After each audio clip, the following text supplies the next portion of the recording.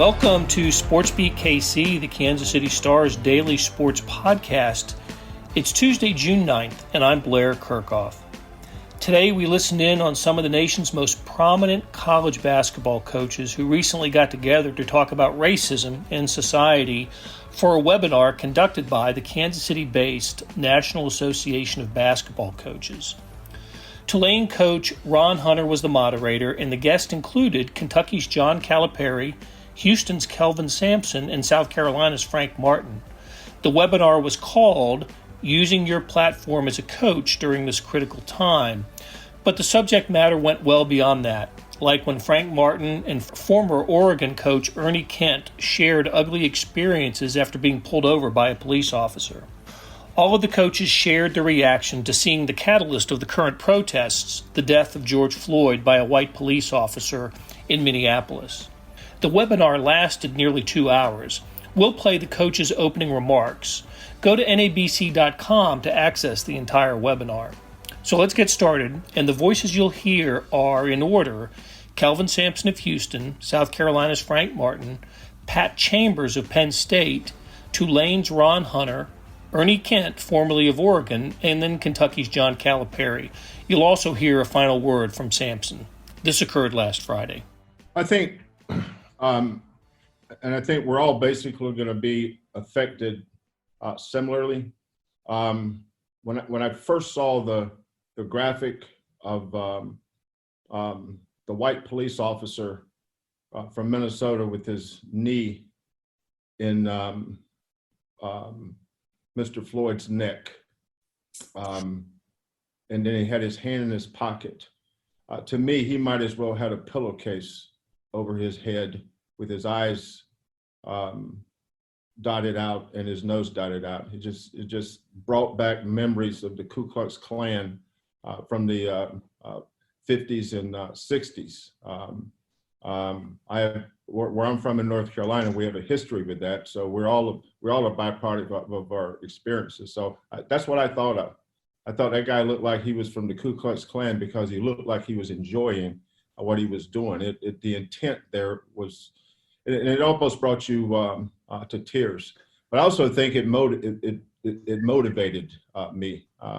It's almost like a call to arms. So I think that's probably something that drew all of us to be on this with you today, as webinar, Ron, because it did motivate us. I think if you'd have asked 50 coaches, every one of them would have said, yes, I want to be on.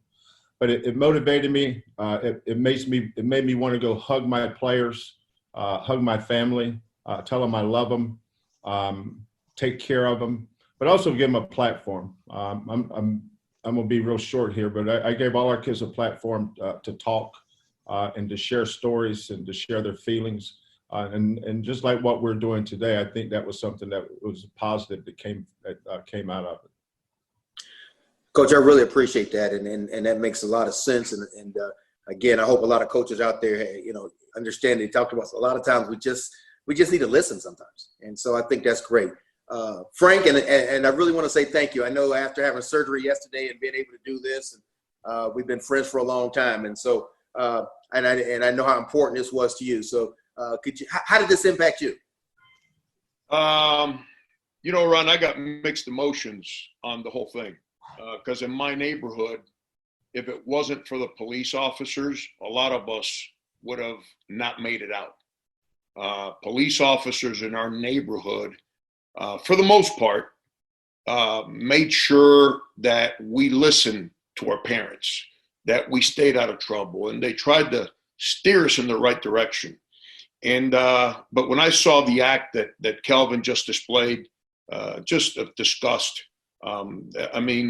My initial reaction was put me in a room with this guy for about 10 minutes. That was my initial reaction. But I'll tell you what had happened, man, because it triggered in me a situation I had in 1998. I was driving across country to work 5-star basketball camp at old Robert Morris University. And I got stopped in the middle of nowhere. And I had Dade County plates on my car. And a police officer, walked up to my window and said, what's a guy from your neck of the woods doing up here? And real sarcastically, and I said, sir, I'm driving to go work a basketball camp. He says, let me have driver's license and registration. So I give him my driver's license and registration. And at the time, I used to keep my hair in a flat top, really tight, and I had a goatee. And I give him my driver's license, and he, my proper name's Francisco, middle name Jose. So now he starts making fun on how to enunciate my name. And he says, oh, you're one of those banana boat guys from down there where you're from. And so right that moment, I was kind of like trying to figure out how to handle that moment. And common sense told me, Frank, diffuse, which is what I believe in. I believe in diffusing, not escalating. And part of my frustration with society today is that we all question authority. And when authority steps in, I believe you shut up. And when they're wrong, then you got to understand how to handle that. And but it reminded me of that moment again.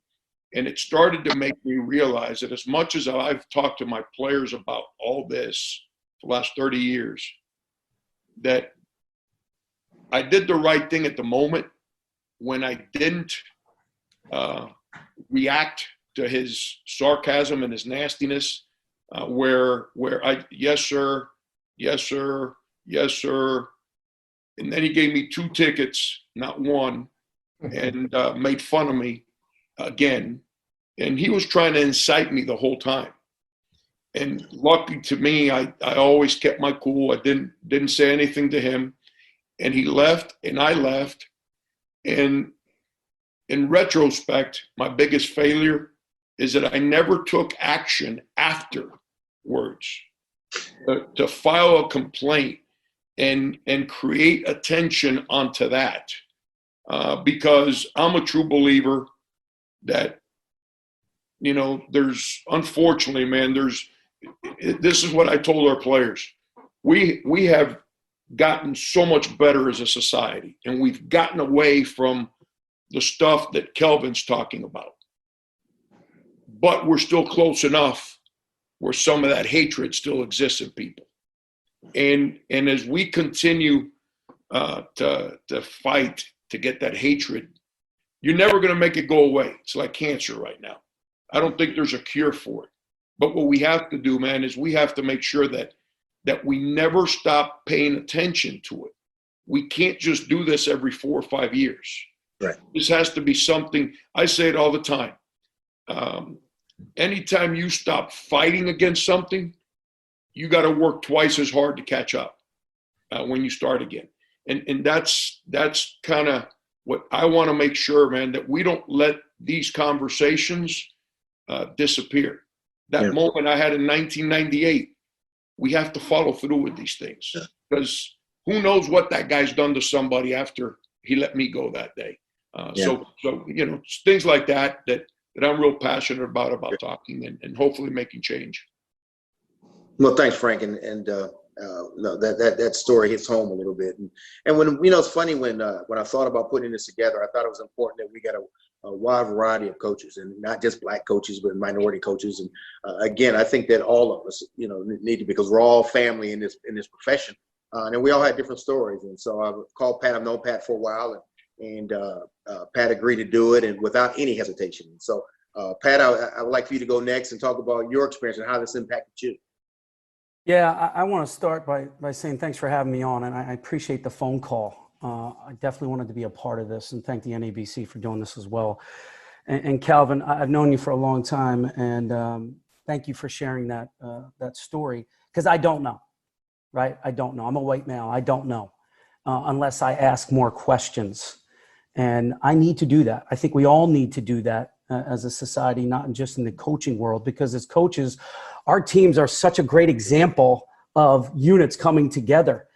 If our country was more like our teams, we'd be in a such better place, all of us, if they were more like our teams, because our teams are melting pots of every race and religion, and it's just unbelievable to watch guys come together. So, Kelvin and Frank, thanks for sharing those stories. For me, I was, I was angry. I was when I saw the video and sad.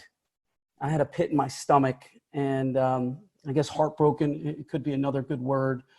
Not again, not again. And one of the first things I did is I talked to my players. I talked to James Franklin, who's become a great friend of mine, and Kevin Freeman, to just get educated. What am I missing here? Why is this still happening? Why? The question's why. For me, I've been in this business so long, and I've been a basketball player so long that you get busy and you don't even think, right? We're part of this, right, Ron? We're part of this. This is what we're part of. This is what we do. But people on the outside maybe don't understand that fully to the degree that we do. So specifically over the last couple of years, I've really asked James and Kevin a lot of different questions on how we can get better, how I can get better, and what questions can I ask to keep this going? And what can I do for my players? What can I do for my program? What can I do for the communities and the cities? I mean, I played in Sunny Hill. You guys remember Sunny Hill? I mean, I'm from Philly or just outside Philly. So it was disturbing. Racism and social injustice. We got to make this a consistent fight that we're not going to stand for this, but it can't just be this call today. And we know this. It's got to be every single day. We got to continue this fight, but we got to partner up. We got to ask the questions, and we got to keep this communication going. Yeah, Pat, that's great. And one of the things that a lot of my white counterparts or my white friends, one of the things that I've shared with them is that a lot of times it's just listening. Kind of what you talked about. But even more than listening, I think a lot of times it's, we've lived this our entire lives. And I would say also make sure you do your research. A quick story before I go to Ernie. I'm here in New Orleans and they were protesting and I'm outside with the protesters and my car just happened to be on the street and it was the only car on the street. White kid walks by with Black Lives Matter with the sign, has no idea that's my car, spits at my car and throws something into the window of my car. So white kid with Black Lives Matter have no idea that's my car. And so the first thing I thought about is that young kid has no idea what is even marching about. And so a lot of time, that's why I talk about sometimes you just have to listen. And then our young people who I love what they're doing is that make sure you do your research. Make sure when you're walking out there, you understand what you're doing it for. And I think that's important. So I really appreciate what you said with that, Pat. Hey, it's Blair. We have a special subscription offer for SportsBeat KC listeners, unlimited digital access to the Kansas City Star's award-winning sports coverage. Sign up now for 1 year of Sports Pass for access to all the sports news, features, and columns presented on the kansascity.com site, and it's only $30. That's a 40% savings off our regular rate. Your subscription will automatically renew after the initial term at $50 unless you tell us to cancel. Your subscription helps support the sports coverage of kansascity.com and the Kansas City Star, and that support has never been more important. Please visit kansascity.com/SportsBeatKC offer to get this special offer. And as always, thanks for listening. Ernie, you want to go next? Yes, first I want to thank you for putting this together. And we were all on prior to this becoming live, and just the camaraderie that we have in our coaching profession, I think it's pretty unique. We've been around each other, 20, 30 years. So I really appreciate all of you guys for speaking on this. When I first saw this, it instantly brought tears to my eyes. I mean, I literally cried. To hear a grown man in the last seconds of his life call out for his mother was just a profound impact on me. It made me sad, and more so because there was nothing you could do in that moment as you knew his cries and you knew his tears even that were there. And then from there, it became anger. It became anger because you have a flood of emotion and a flood of thoughts that start coming back into your head from when you were younger and at an age 9 and you were thrown into the back of a police car and driven around the park so a white lady could look at you to identify or not identify you as the one who had stolen her purse, and then a policeman drives you home.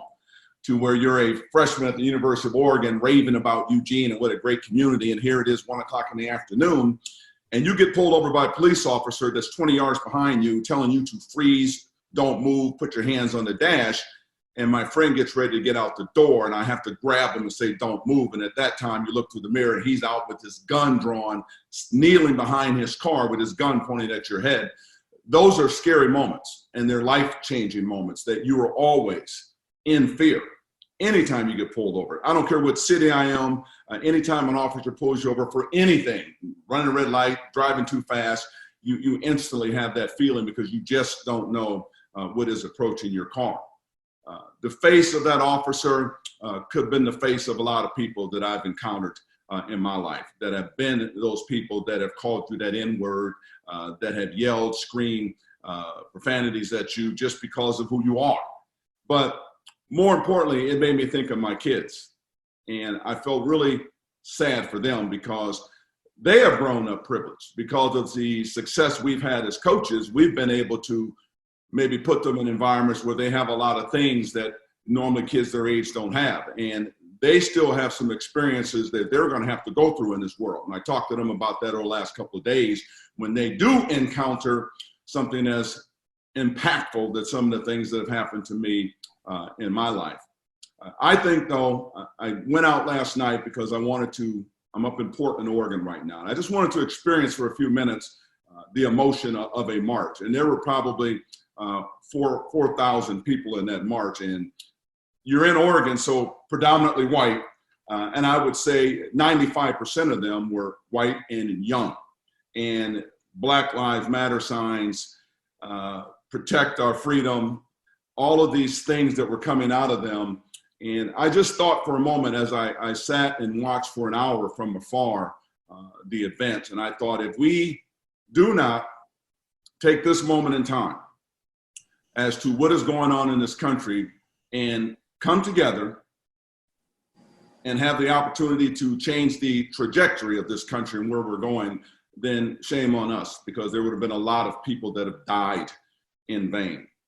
And I hope that through this, there's a lot of rallying cries from coaches at all different levels, politicians, corporate people that you're starting to see. We need to change, and we really do. And that means everybody needs to take a hard look in the mirror at themselves, because we talk a lot about racism. There can be hatred going back and forth because of what you've experienced and what you've been through. And I think it's very, very important that all of us really look at that compassion in our heart as we move forward on all of this. So I'm just happy to be a part of this. And thank you again, Ron, for putting this together. Good. Thanks, Ernie.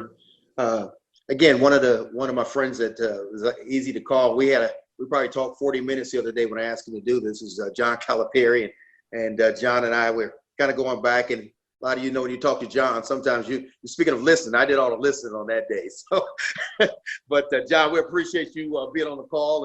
And then what do you feel about this? How did it impact you as a coach and a man?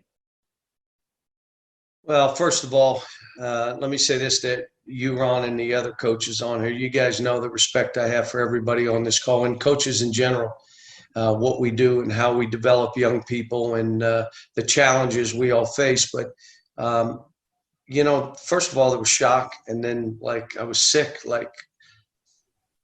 How could one human being do that to another human being?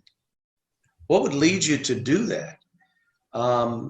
Led me to ask a lot of questions and listen to friends of mine that I respect and love. Kind of been pushed, stay out of it, you're white. I've been pushed the other way. You understand as much as anybody, you need to speak. But I wanted to sit back and listen and learn and figure things out first before I've spoken. And this is really the first time I've been on this kind of platform. But my wife and I looked at each other and we said, our lives have changed. I came from a poor background. I mean, I don't want to get into all that, but where I am now is based on African-American families trusting me with their child. I wouldn't be here. Families of color trusting me with their child. Trusting me with their child to dream their dreams, their hopes, their desires, and understand.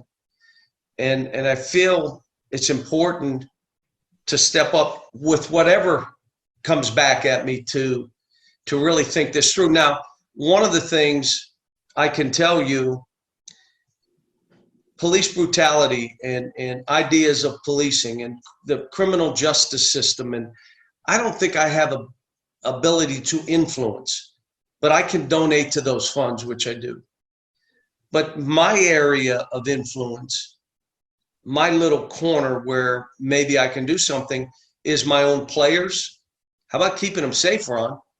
How about having the NBA security talk to my team about if you're approached by a policeman, how you respond? It is also about telling them they have a voice. And because you have that Kentucky uniform on, you may not be treated like people who look like you, but you better be ready to stand in when you see injustice. And we talk about educate yourself, know what they stand for, know what you can lose. And when you do that, then you get to the front of that line. Also teaching them about servant leadership, about being about others.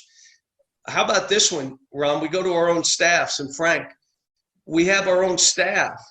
And it's not just our assistant coaches. We got secretaries, receptionists, we got weight strength coaches, we got video basketball ops trainers.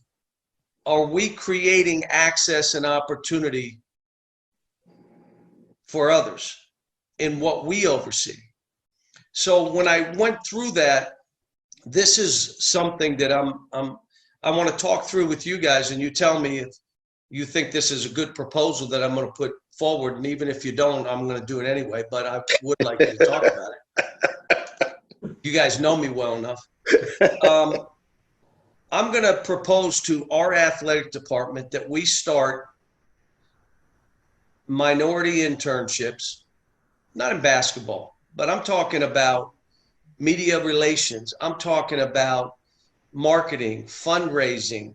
You understand? How about the training staff? How about the weight training staff? How about the senior women administrator? How about we give access through athletics? Because what you talked about, Pat, is right. But we in athletics don't see it. But how about we get athletic departments to start looking different? That we can be an influencer on. I told our people that I'd be the point of funding.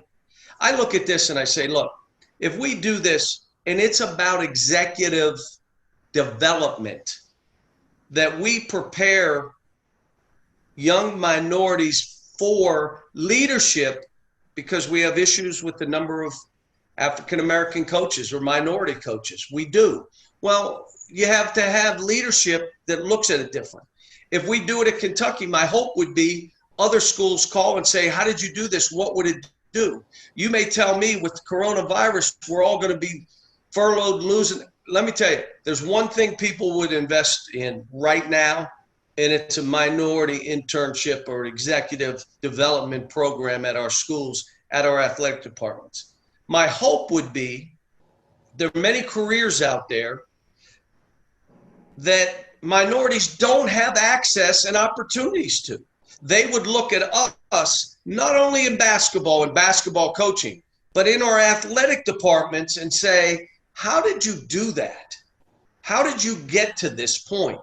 Teach us and show us. Might take 10 years, may take 20 years, but I think athletic departments should look different. But for all of us on this call, the one thing we do have influence over is to create access and opportunity for more minorities. So that's kind of where I'm headed. And you guys all know when I get started on something, I'm a bulldog. Like this is now, and it's taken me, some time to really come to, for all of us, we're all trying to say, what difference can I make? Like me, little me, what can I do? But I'm saying to everybody, you can look for things out there that you can do to make a difference in where this all goes. Ron, Cal, let me hold on for a second, Ernie. Cal, I I appreciate that. But I do want to add to this that, and I think that's a great idea. But again, I don't think that would change so much of the social injustice that has happened. And I say that because I think all of us, and I'm really right now speaking to the African-American coaches, we've all been pulled over and we're doing pretty well. You can be an associate AD, again, the color of your skin, regardless of your education sometimes in our society really won't matter in that regard. Now, I completely agree with you that we've got to make sure that we do it. Hell, just in our own business, in our own profession, we need to do better with minority hiring, and we need to see, like you said, in our athletic departments and at the president's office also. We, not just in athletics, but at our president's office where we see more minorities and some of those things. And so, and before Gary goes, all of us are probably on the backside of our coaching careers right now. I don't want to keep doing this. Every first team meeting I've had over the last few years, I bring in a judge and I bring in a police officer. And I bring them in, first of all, Cal, what you said, Cal, to talk about when the police pull you over, have your hands on the wheel, look straight ahead, don't reach for anything. I bring a judge in to talk about, making sure you have the right representation. I did not think that after all this time and in 2020 that's my first meeting every year, teaching my kids how to get arrested or when the police come. And so we've got to get it to the point for the younger coaches that are out there or that next generation. Man, I hope that's not the case, that on their first team meeting that we don't have to get to this. So, Cal, I'm 100% behind you. Let me say this, Ron. I got to tell you, I understand there's got to be different police training. But again, my influence, how do I influence that? How do I influence? And if anybody on this call can tell me how I would influence the criminal justice system, but I know this, if 10 years from now, I can look back and I could see the opportunities others would never have had, all of us on here get involved in this, we can look back and say, you know what, I made a difference. Forget about how many games we win, national championships, final, this our children will be with. So I say this to you, Ron, it was not trying to say, this will change that, but I do know this. Every family for their child wants access and wants opportunity. That's it. You don't have to give me this. Just give me access so I can get in. In athletics, our departments need to change how they look. They do. I agree. They do. And I can say this would be a path to that. Would it be the end all, do all? No. But here's where I am. I just want to do something. I'm not going to sit back. I'm here because of African-American families and families of color. I'm here. I mean, are you kidding me? I don't deserve to be the coach of Kentucky. Who the heck am I? But I'm here because of them. And I'm saying, all right, how do we do this? But anyway, I'm sorry I interrupted again, Ron. No, thanks, John. Of all the people that's on this panel today, the two people that are going to make the biggest difference is going to be Pat and John. It's not going to be Ron. It's not going to be Kelvin or Ernie or Gary or Frank. It's going to be you.